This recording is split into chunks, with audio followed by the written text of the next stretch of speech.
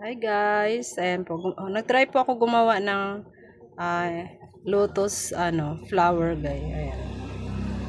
Na gamit ko rin po ay yung satin fabric. Ayan po. So ngayon, gagawin ko po 'yan. Ilalagay ko siya sa dito sa floral.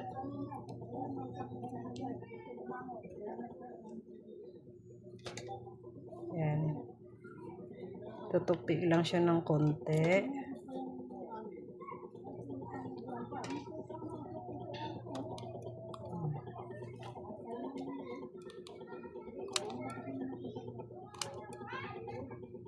Kasi isa po ito sa mabenta po talaga. Yung lotus na flowers. Medyo damihan lang po natin katulad ng pagdikit ko po kanina sa mga sunflower po. Ayan. Hayaan muna natin siyang tumigas po yung glue. At ngayon, hindi na po ako maglagay ng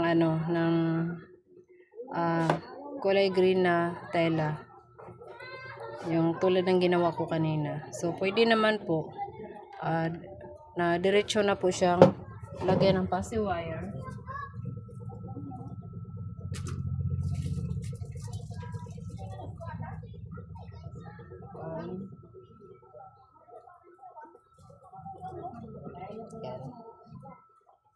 Bali, tatlo ulit po ng passive wire na ilagay natin. Para matakpan lang po yung karton.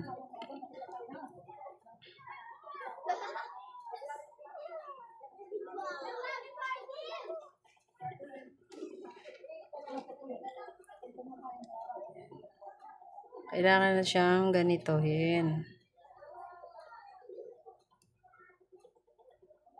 Pwede rin namang hindi.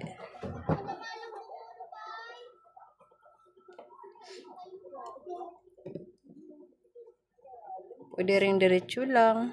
At pwede rin ganituhin. Yan. Nasa sipag natin yan. Kung gusto po talaga natin na mas maganda po talaga yung gawa natin. So, kailangan natin paghirapan. Kung medyo tama rin naman, nasa atin na po yun.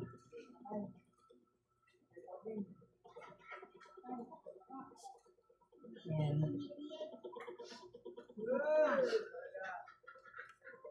Ay, hindi ako nakalagay ng mask. Medyo makati lang po sa ilong yung kanyang parang balahibo.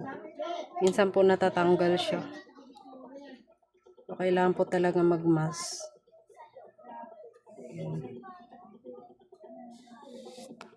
Yan po. So, yan. Hilahin na siya konti. Yan, yung sakto lang po. Yan. Ikot.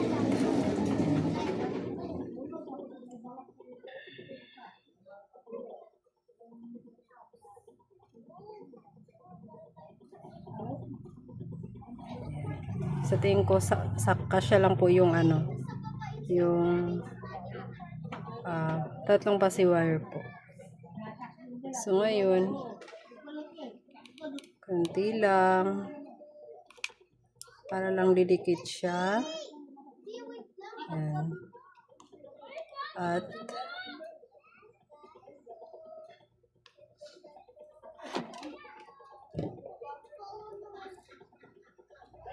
so, ito matigas na to. Kanina ko pa to nilagay. So, unahin muna natin siyang lagyan. Ayan. Tutusok lang ulit.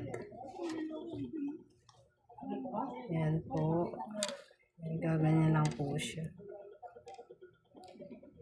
So, ayan.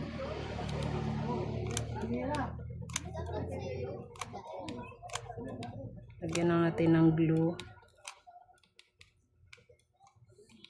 Guglugan lang po natin yung gilid. Ayan. Mas maganda kung medyo marami para sure po talaga na kakapit po.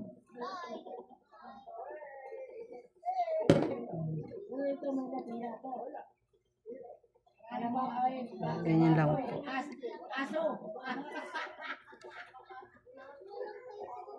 Didiin lang natin siyang ng konti para sure po na didikit po siya. Yan.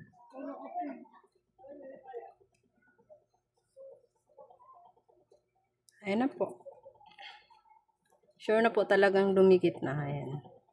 Ayan na po yung kanyang likod. Ayan.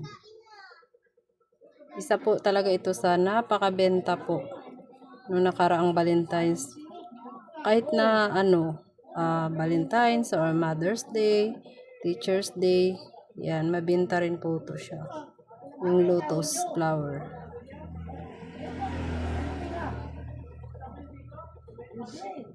Yan po. Thank you.